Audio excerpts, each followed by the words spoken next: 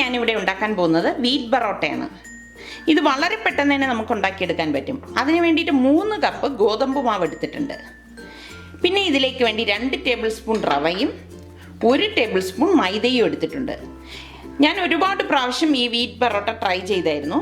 അതിൽ ഈ പറഞ്ഞ മാതിരി 1 ടേബിൾ സ്പൂൺ മൈദ ചേർത്താൽ മാത്രമേ മാവ് നല്ല സ്ട്രെച്ച് ആവത്തുള്ളൂ. കൂടുതൽ മൈദയൊന്നും ചേർക്കണ്ട, വെറും 1 ടേബിൾ സ്പൂൺ ചേർത്താൽ മതി.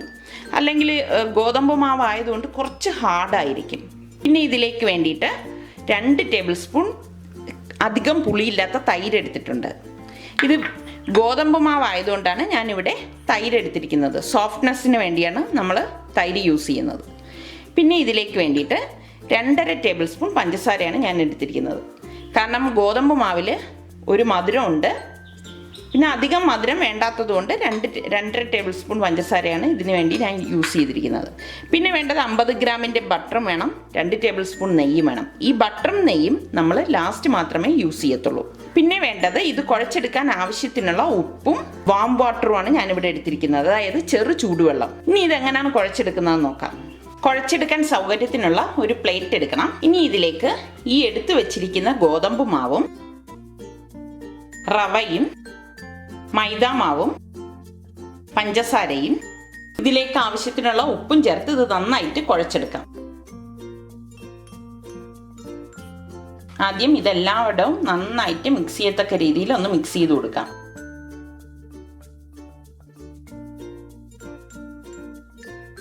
ഇവിടെ ഞാൻ നന്നായിട്ട് മിക്സ് ചെയ്തിട്ടുണ്ട്.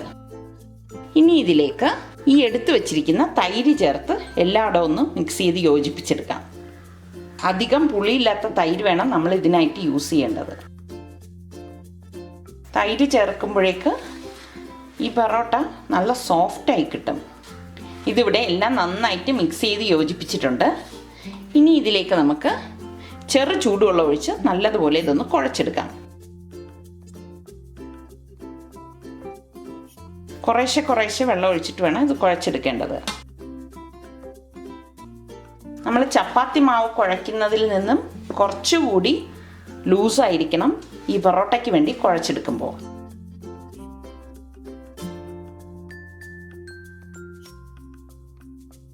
നല്ലതുപോലെ ഇത് കുഴച്ചെടുക്കണം. ഈ കുഴച്ചെടുക്കുന്നതിലാണ് നമ്മളെ പൊറോട്ടയുടെ സോഫ്റ്റ് ഇരിക്കുന്നത്. ഞാൻ ഇതിനു മുൻപ് മൈദ പൊറോട്ട അപ്ലോഡ് ചെയ്തിട്ടുണ്ടായിരുന്നു. അപ്പോൾ എൻ്റെ ഒരുപാട് സുഹൃത്തുക്കൾ വീറ്റ് പൊറോട്ട ഉണ്ടാക്കുന്നത് കാണിക്കാൻ ആവശ്യപ്പെട്ടിട്ടുണ്ടായിരുന്നു. ഇതിവിടെ നല്ലതുപോലെ ഇത് കുഴച്ചെടുത്ത് വെച്ചിരിക്കുകയാണ്. ഇതിലിപ്പം നമ്മൾ ഗീയോ ബട്ടറോ ഒന്നും ചേർക്കത്തില്ല. ഇതിങ്ങനെ കുഴച്ചെടുത്തിട്ട് ഈ പാത്രം മൂടിയിട്ട് 15 മിനിറ്റ് മാറ്റി വെക്കാം. ഇനി 15 മിനിറ്റ് കഴിഞ്ഞ ശേഷമാണ് നമ്മൾ പരത്തിയിട്ട് ഗീയും ബട്ടറും ഇതിലേക്ക് ബ്രഷ് ചെയ്തെടുക്കുന്നത്.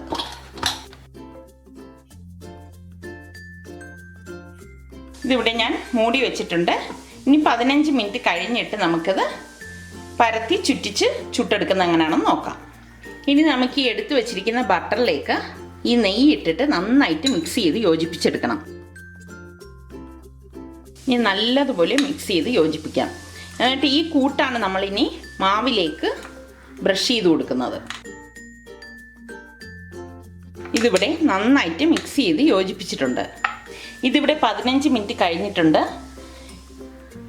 ഇനി ഈ മൂടി വെച്ചത് മാറ്റിയിട്ട് ഒന്നും കൂടി ഒന്ന് കുഴച്ച് ഈക്വൽ ബോൾസ് ആക്കി എടുക്കാം.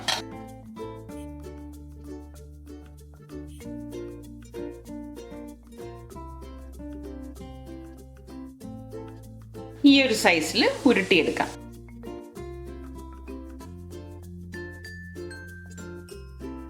ഈ ഒരു അളവിൽ 5 ബോൾസ് നമുക്ക് ഉണ്ടാക്കിയെടുക്കാൻ പറ്റും. ഇനി ഇത് വരത്തി ബ്രഷ് ചെയ്ത് ചുട്ടെടുക്കുന്ന എങ്ങനെയാണെന്ന് നോക്കാം. ടേബിൾ കൗണ്ടർ നന്നായിട്ട് തുടച്ചിട്ട് നമുക്ക് ഈ ഉരുട്ടിയ മാവ് ഇതിലേക്ക് വെച്ചു കൊടുക്കാം. ഇതിന് പുറത്തേക്ക് കുറച്ച് ഗോതമ്പ് മാവൊന്ന് സ്പ്രെഡ് ചെയ്ത് കൊടുക്കാം. ഇനി ഇത് വളരെ കനം കുറച്ച് നല്ലതുപോലെ പരത്തിയെടുക്കാം. പരത്താൻ സൗകര്യത്തിന് വേണ്ടിയിട്ട് ഇടയ്ക്കിടയ്ക്ക് കുറച്ച് ഗോതമ്പ് മാവൊന്ന് സ്പ്രിങ്കിൾ ചെയ്ത് കൊടുക്കാം.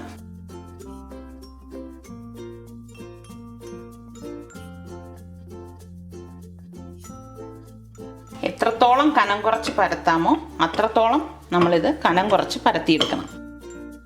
ഇനി ഇതിന് പുറത്തേക്ക് ബട്ടറും ഗീയും ഉള്ള കൂട്ടും ബ്രഷ് ചെയ്ത് കൊടുക്കാം.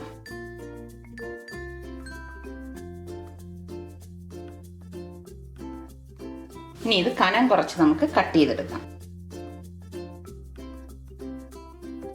ഗോതമ്പ് മാവായതുകൊണ്ട് നമുക്കിത് കട്ട് ചെയ്തെടുക്കാനും കുറച്ച് ബുദ്ധിമുട്ടായിരിക്കും. കുഴപ്പമില്ല, ചുളിവുകൾ വന്നാലും പ്രശ്നമൊന്നുമില്ല.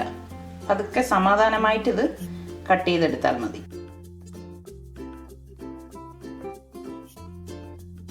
ഗോതമ്പ് മാവായതുകൊണ്ട് നമ്മൾ അടിച്ചെടുത്താൽ അത്ര ശരിയാകത്തില്ല. അതുകൊണ്ടാണ് ഞാനിങ്ങനെ കട്ട് ചെയ്ത് കാണിക്കുന്നത്.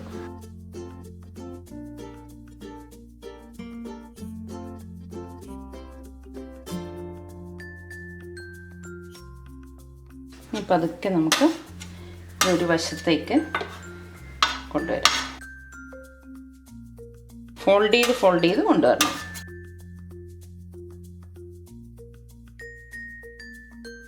ഇനി ഇതിന് പുറത്തേക്ക് വീണ്ടും ബട്ടറും ഗീയും ഉള്ള കൂട്ട് ബ്രഷ് ചെയ്ത് കൊടുക്കാം.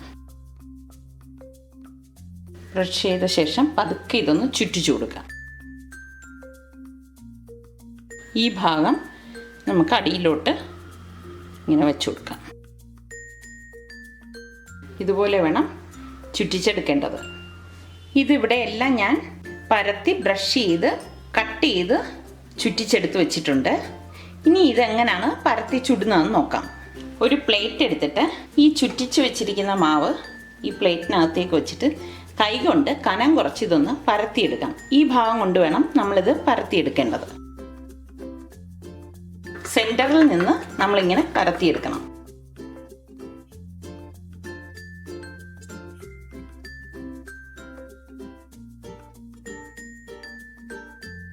വളരെ കനം കുറഞ്ഞ് പരത്തിയെടുക്കണം.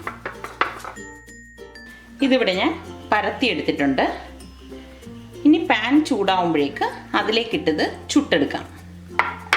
പാൻ ചൂടാകുമ്പോഴേക്ക് ഈ പരത്തിയ മാവ് ഇതിലേക്കിട്ട് നമുക്ക് ചുട്ടെടുക്കാം. ഫ്ലെയിം കുറച്ചിട്ടിട്ട് വേണം നമ്മളിത് ചുട്ടെടുക്കേണ്ടത്. ഒരു സൈഡ് പതുക്കെ ഒന്ന് വെന്ത് തുടങ്ങുമ്പോഴേക്ക് വീണ്ടും ഇത് മറച്ചിടാം. തിരിച്ച് മറച്ചു വിട്ട് വേണം നമ്മളിത് വേവിച്ചെടുക്കേണ്ടത്. ഇത് വീറ്റ് പെറോട്ട ആയതുകൊണ്ട് നമ്മളിത് ചട്ടിയിലിട്ട ശേഷം ബട്ടറോ ഗീയോ ബ്രഷ് ചെയ്യേണ്ട ആവശ്യമില്ല. ഓൾറെഡി നമ്മളിതിൽ അപ്ലൈ ചെയ്തിട്ടുള്ളത് കൊണ്ട് അത് തന്നെ മതിയാവും. പിന്നെ ഇത് നമ്മൾ വെന്ത ശേഷം സൈഡ് അടിക്കുകയില്ല. മൈദ പൊറോട്ട ആണെങ്കിൽ മാത്രമേ നമ്മൾ സൈഡ് അടിക്കത്തുള്ളൂ. ഈ വീറ്റ് പൊറോട്ട ആകുമ്പോഴേക്കും നമ്മൾ സൈഡ് അടിക്കത്തില്ല. അല്ലാതെ തന്നെ ഇതിൽ ലെയർ നമുക്ക് വിട്ട് കിട്ടും. വീണ്ടും ഇതൊന്ന് മറച്ചിട്ട് കൊടുക്കാം.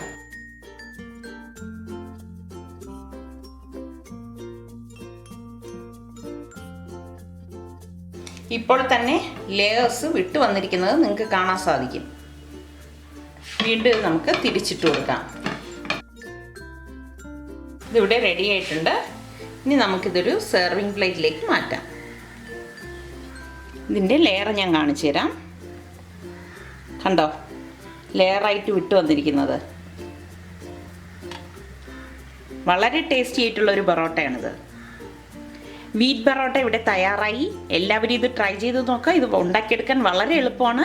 ട്രൈ ചെയ്ത് നോക്കി ഇഷ്ടമാണെങ്കിൽ സബ്സ്ക്രൈബ് ചെയ്യുക.